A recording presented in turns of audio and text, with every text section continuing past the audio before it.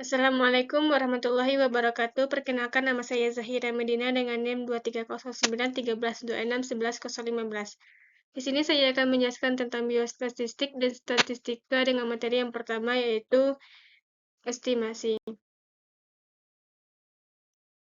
Pengertiannya, proses yang menggunakan sampel statistik untuk menduga atau menaksir hubungan parameter populasi yang tidak diketahui merupakan suatu pernyataan mengenai parameter populasi yang diketahui berdasarkan informasi dari sampel random yang diambil dari populasi yang bersangkutan.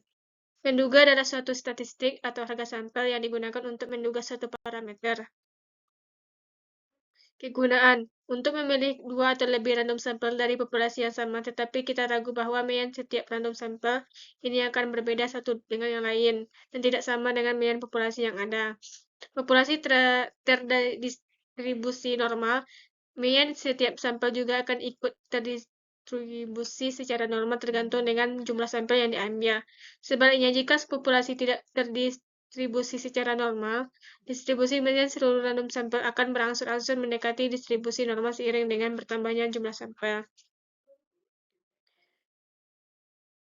Untuk rumusnya yaitu interval kepercayaan 1 kurang A untuk menduga rata-rata U bila 0 diketahui adalah X bar kurang Z akar A per 2 dikali 0 per akar N atau menggunakan rumus U X tambah Z per A akar A per 2 dikali 0 per akar N. Bila 0 tidak diketahui, maka dapat digunakan penunggu dari 0 yaitu S.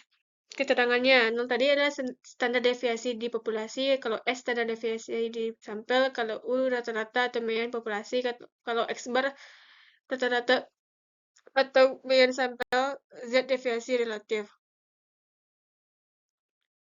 Contoh soalnya yaitu yang pertama, pabrik melakukan pengamatan mengenai lama usia pakai sebuah lampu rem.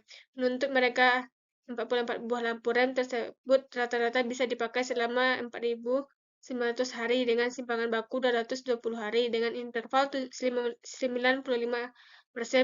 berapa rata-rata usia pakai sebenarnya dari lampu rem tersebut. Di sini udah ada jawabannya. Yang diketahui nolnya adalah 220 hari, N-nya 44 buah, X bar-nya adalah 490 hari. Ditanyanya estimasi interval tingkat kepercayaan 95% pada rata-rata pemakai lampu rem. Dijawab adalah A-nya 1 kurang 0,95, hasilnya 0,05. ZA per 2 sama dengan 0,05 dikurang 0,05 per 2, hasilnya 0,4750. ZA per 2 sama dengan 1,96. Sehingga estimasi interval didapat X barnya kurang Z 1 kurang 2 per 2, 0 per akar N, lebih kecil U, lebih kecil X bar tambah Z, 1 kurang A per 2 dikali 0 per akar N. Di sini udah ada hasilnya. Kalian boleh lihat aja di sini. Selanjutnya, materi uji hipotesis. Berasal dari kata hipo dan tesis. Hipo artinya sementara atau lemah kebenarannya, dan tesis artinya pernyataan atau teori. Pernyataan sementara yang perlu diuji kebenarannya. Untuk menguji kebenaran sebuah hipotesis digunakan pengujian yang disebut pengujian hipotesis. Jadi sudah ada contoh soalnya, yaitu obatnya mempunyai daya tahan 800 hari sampai batas kadaluarsa dengan simpangan baku 20 sesuai dengan ketentuan pabrik. Akhir-akhir ini ada keluhan masyarakat bahwa obat A sudah rusak sebelum tanggal kadaluarsa sesuai yang tertulis pada label obat. Untuk itu dilakukan penelitian terhadap 6 obat A.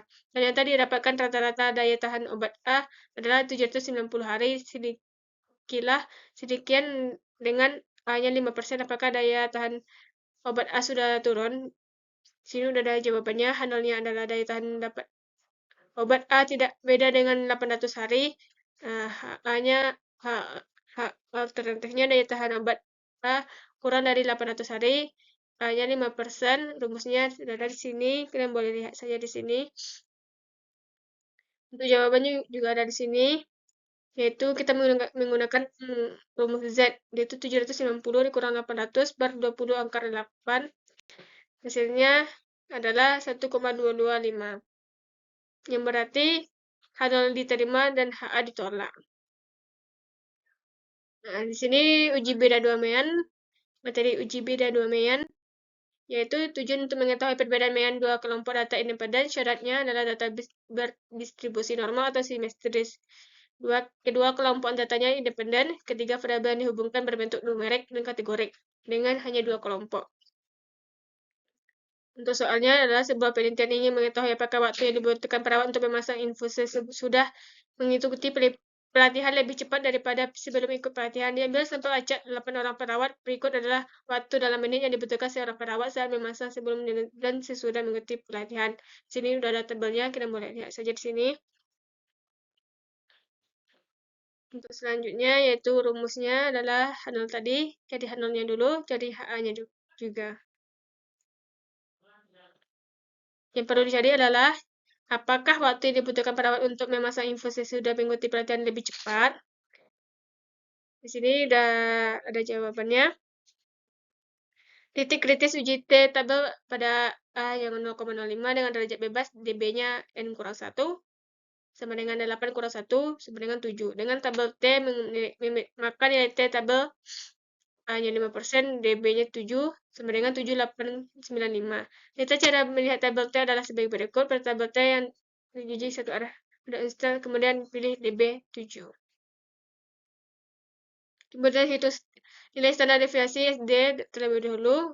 Ini sudah ada rumusnya. Dan ini adalah cara penyelesaiannya tadi. Menghitung SD juga menggunakan nilai statistik uji T. Di sini sudah ada semuanya, kalian boleh lihat aja di sini.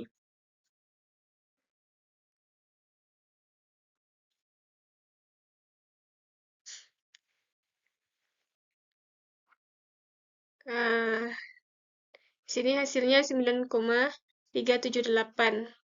Yang berarti maka kita keputusannya pada tolak H0.